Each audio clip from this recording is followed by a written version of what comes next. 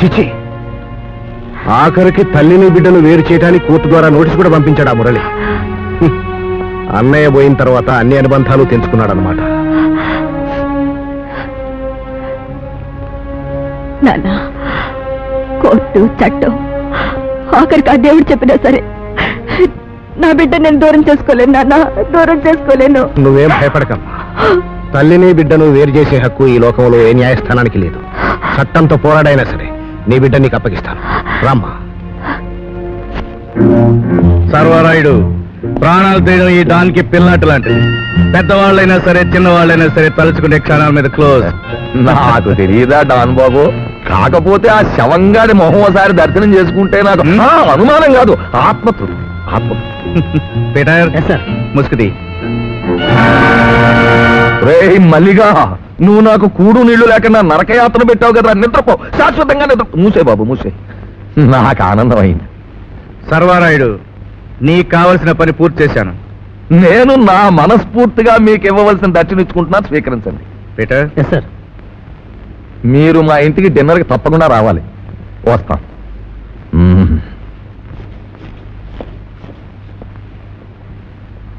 Peter, వాడిని mask తీసేసి మొహం కడుక్కోమను. అలాగే సార్. లేరా లే. సాంబయ్య, ఇవాళ చాలా గొప్ప రోజు, ఒక మంచి పార్టీ ఏర్పాటు. సాంబయ్య, ఆ పిల్ల మల్లిగాడి చెల్లెలు జానగదు. అవును సార్, చాలా ముద్దుగా ఉంది సార్. ముద్దు రావడం కాదురా ముండమోపి. అవతల అన్నగారు మర్డర్ అయిపోయి వాళ్ళలో ఉంటే ఇదేంటి పాటలు పద్యాలు పువ్వులు కోయడం? ఇది అసలు ఈ పిల్ల ఇక్కడెందుకుంది? కొంపదీసి ఆ డాన్ బాబు గాడు మనల్ని ఏమైనా అడుగో డాక్టర్.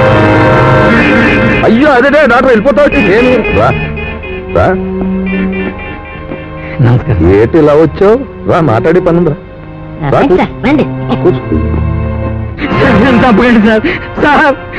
డాక్టర్, నేను అడిగిన వాటికి అబద్ధం లేకుండా నిజమైన సమాధానాలు చెబితే నువ్వు బ్రతికిపోతావు.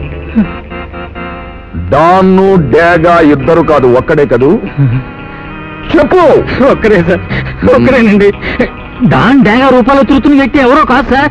లోకమంత్రులు చచ్చిపోయాడు అనుకుంటున్నా పోలీస్ ఆఫీసర్ విజయ్ సార్. నిజంగానా? అవును సార్.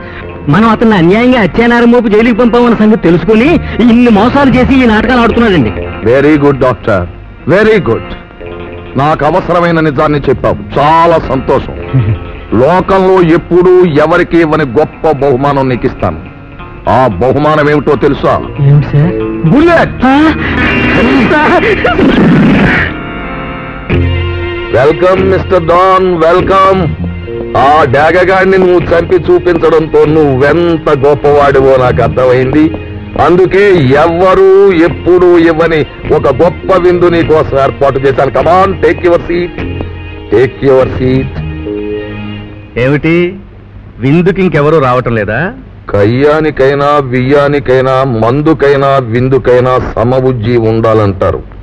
నాకు సమబుజ్జివి నువ్వు ఒక్కడవే. పురాణాల్లో దేవుడు 10-12 అవతారాలు ఎత్తేవాడట. మనుషుల్లో అలా అవతారాలు ఎత్తేవాడిని ఏమనాలంటావు? పురాణాల్లో రాక్షసులు కూడా చాలా అవతారాలు మార్చేవారట. మనుషుల్లో అలా మార్చేవాళ్ళని ఏమనాలంటావు? చాలా తెలివిగా మాట్లాడావు.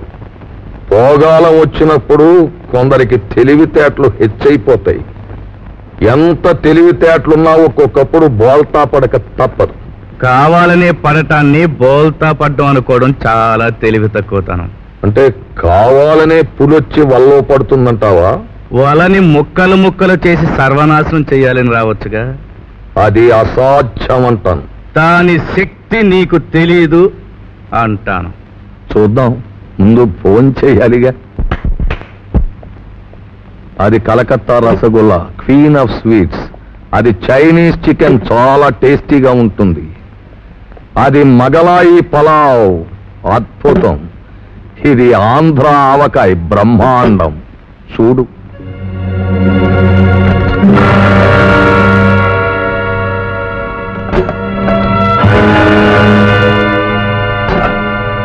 ఆశ్చర్యపోతున్నావా విజయ్? పోలీస్ ఆఫీసర్గా నువ్వు నాకు అనుక్షణం అడ్డు తగిలావు. జైలుకి పంపిస్తే డ్యాగ పేరుతో నాకు మనశ్శాంతి లేకుండా వేధించావు. మళ్ళీ ఇప్పుడు డాన్ గా అవతరించి నన్ను మూర్ఖుణ్ణి చెయ్యాలనుకున్నావు. అయ్యేవాణ్ణే, కానీ ఆ మల్లిగాడి చెల్లెల మొహంలో నవ్వు చూసి అనుమానించాను. నిజాన్ని అర్థం చేసుకున్నాను. ఈ నల్లత్రాసు విషయం గురించి తెలియక పిచ్చి పిచ్చి వేషాలు వేస్తున్నావు.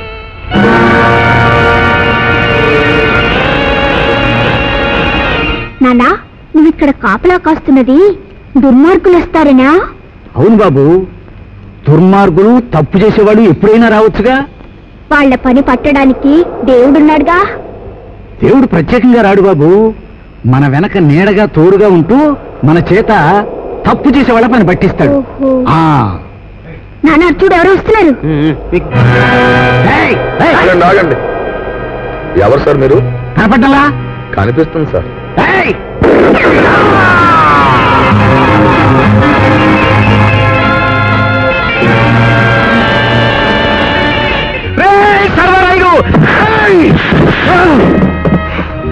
వాడి పెడరెక్కల విరిచి గొలుసులతో కట్టిపడేయండి. ఎవరన్నా మరణించిన భర్త పేరు అడ్డు పెట్టుకుని రోజుకో మగాడితో రోజుకో విధంగా విచ్చలవిడిగా నీతి నియమం లేకుండా బరి తెగించి తిరిగిందేమే. అబద్ధాలు చెబుతూ అక్రమ సంబంధాలు పెట్టుకుని తుచ్చంగా నీచంగా జీవితాన్ని సాగించే ఈమె దగ్గర ఆ బిడ్డ ఉంటే ఆ బిడ్డకు భవిష్యత్తు లేదు. అందుకని ఆ బిడ్డ శ్రేయస్సు కోరి ఆ బిడ్డ భవిష్యత్తు ఆశించి మర్యాదగా గౌరవంగా ఆ బిడ్డ ఈ సమాజంలో ఉన్నత స్థానానికి ఎదగాలని ఆ బిడ్డకు ఆప్తబంధువులైన నా క్లయింట్స్ కోరుతున్నారు. కనుక ఆ కోరికను పరిశీలించవలసిందిగా కోరుతున్నాను. That's all your honour. నేను మీకు ఎలా చెప్పను? సాక్ష్యాలు ఆధారాలు కావాల్సిన ఈ కోట్లు వాటిని నేను ఎక్కడి నుంచి తీసుకురాను? స్త్రీకి పసుపు కుంకుమలు పవిత్రమైనవే కావచ్చు, కానీ వాటిని తీసేయడం వల్ల భర్తకు మేలు జరుగుతుందన్నప్పుడు వాటిని భర్తే తీసేయమన్నప్పుడు ఆ స్త్రీ కాదంటుందా? జైలు నుంచి తప్పించుకొచ్చిన నా భర్త నన్ను కలిసి అసలు నేరస్తుల్ని పట్టుకోవడం కోసం తాను లోకం దృష్టిలో మరణించిన మనిషిగానే ఉండాలన్నారు. అందుకు పసుపు కుంకుమలు తీసేయమన్నారు. ఆయన మాట కాదనలేకపోయాను. అబద్ధం! ఈవిడ గారు చెబుతున్నదంతా అబద్ధం. ఈమె గారు అక్రమంగా తిరగటం నేను నా కళ్ళారా చూశాను.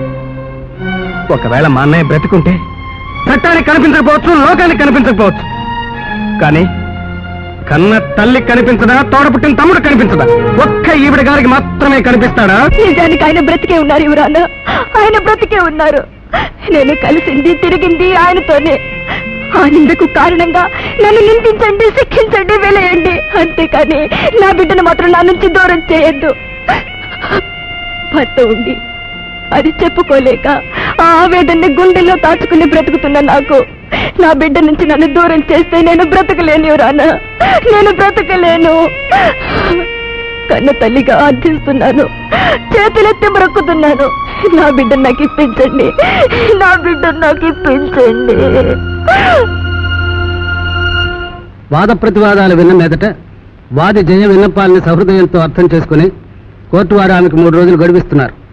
3 రోజుల్లోగా ఆమె భర్త విజయ్ని కోర్టులో ప్రవేశపెట్టి తన నిజాయితీని ఆమె నిరూపించుకోవాలని తెలియజేస్తూ కేసు వాయిదా వేయడమైనది. విజయ్, నీకు రామాయణం తెలుసు కదూ? లంకలోకి ప్రవేశించి హనుమంతుడు అల్లరి చేసినట్టు లంక లాంటి ఈ ఊళ్ళో రావణ బ్రహ్మగా బ్రతుకుతున్న నన్ను నువ్వు అల్లరి పెట్టావు. తెలివి తక్కువగా కోతి తోకకు నిప్పట్టించి కొంప మీదకు తెచ్చుకున్నాడు ఆ రావణ బ్రహ్మ. అప్పుడే ఆ కోతిని చంపేసుంటే ఏ గొడవ లేకపోను. రావణుడు చేసిన తప్పు నేను చెయ్యను. ఇన్ని వెధవ పనులు చేసే నువ్వు రామాయణం లాంటి పవిత్ర గ్రంథాన్ని చదివినందుకు నాకు చాలా సంతోషంగా ఉంది. ఆ కథ ముగింపు నీకు తెలుసుగా. ఎంత గొప్పవాడైనా రావణుడు రాముడి చేతిలో చావక తప్పలేదు. ఏనాడైనా మంచి చేతుల్లో చెడు అంతమై తీరుతుంది. నా కళ్ళ ముందే నా తండ్రిని చంపి చెయ్యని నేరానికి నన్ను జైలుకు పంపిన నిన్ను అంత తేలిగ్గా వదులుతానని మాత్రం అనుకోవద్దు. విజయ్, చావడానికి ముందు నువ్వు చెబుతున్న పెద్ద పెద్ద మాటలు వింటుంటే నాకు పగలబడి నవ్వాలనిపిస్తోంది. నిన్నీ క్షణంలో చంపేయగలను, కానీ ఆ కార్యక్రమాన్ని కొంచెం సేపు వాయిదా వేస్తున్నాను. ఎందుకో తెలుసా? నువ్వు నన్ను కడుపు నిండా తిండి తినివ్వలేదు, మనశ్శాంతిగా మంచం మీద పడుకోనివ్వలేదు. బాత్రూంలోకి వెళితే బాంబు పేలుతుందేమోనని భయం, పక్క మీద పడుకుంటే ప్రాణాలు పోతాయని తడ ఇలా హొడలగొట్టేశావు. అందుకే నిన్ను హింసించి హింసించి మరీ చంపుతాను. నీకో ముఖ్యమైన విషయాన్ని చెబుతాను, జాగ్రత్తగా విను. ఈవేళ కోర్టులోని భార్య పరాయి వాళ్లతో తిరిగిన పతితగా 10 మందిలోనూ నవ్వుల పాలవుతుంది. అది విని నువ్వు కుమిలి కుమిలి ఏడవాలి, అది చూసి నేను నవ్వాలి, ఆ తర్వాత నువ్వు చావాలి. చరిత్రకెక్కిన నీ భార్య ఫోటో పేపర్లో వేశారు, చూసుకో.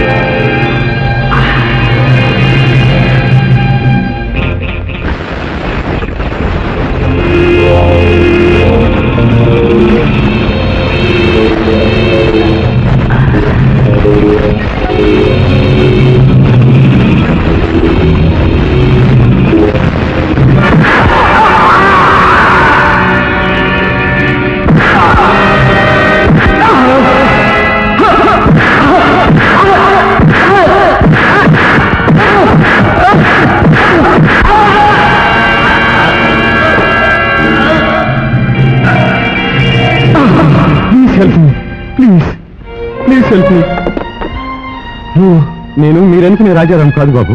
వాడు నేను కవల పిల్లలం. నేను ఎస్ఐగా ఉండి నా డ్యూటీ సక్రమంగా నెరవేర్చేవాడిని. వాడు నల్ల త్రాచుతో చేయగలిపి నన్ను ఇక్కడ బంధించి అక్కడ నా వేషంలో చలామణి అవుతున్నాడు. అంటే వాడు నకిలీ రాజా అన్నమాట. శభాష్ విజయ్, శభాష్. పద్మవ్యూహం లాంటి నా బిల్డింగ్ లో అతిరథ మహారథుల్ని దాటి తప్పించుకోవడమే గాక వీణ్ణి కూడా రక్షించుకుపోదామనుకున్నావా? ఇతన్ని తీసుకెళ్ళడమే కాదు, నువ్వు చేసిన పాపాలన్నీ చట్టం ముందు నిరూపించి నీ అంతు తెలుస్తాను. ఆగు ఆగు, అభిప్రాయం మంచిదే, కానీ ఆచరించడం మాత్రం చాలా కష్టం. ఎందుకంటే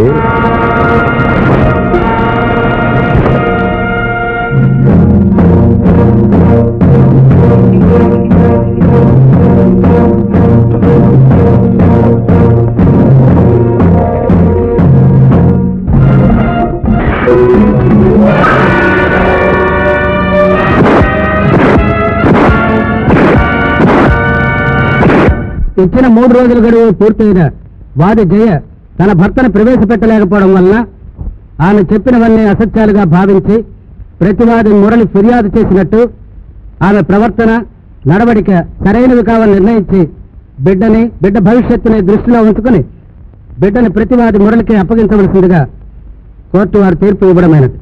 ఆగండి యువర్ ఆనర్.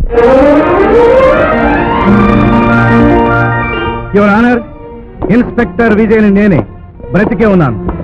నేరాలు ఘోరాలు చేసిన వ్యక్తుల్ని, నా మీద హంతకుడని ముద్ర వేసిన మనుషుల్ని న్యాయస్థానం ముందు ఉంచడానికే ఇన్నాళ్ళు చట్టానికి దొరకకుండా తప్పించుకు తిరిగాను. నేను నిర్దోషాన్ని నిరూపించుకోవడానికి నేను మరణించినట్టు నా భార్యని తప్ప మిగతా అందరినీ నమ్మించాను. ఈ కోర్టులోనే ఉన్న నేరస్తుడు ఇన్నాళ్ళు నల్లతాచు ముసుగులో ఉన్న ఈ సర్వారాయుణ్ణి, నకిలీ ఇన్స్పెక్టర్ వేషంలో దారుణాలు చేసిన ఈ రాజారాంని, వీళ్ల తాలూకు ముఠాలు చేసిన ఘోరాల్ని అన్ని వివరాలతో సహా బయటపెట్టడానికి కోర్టు వారిని అనుమతించవలసిందిగా కోరుతున్నాను. ప్రొసీడ్.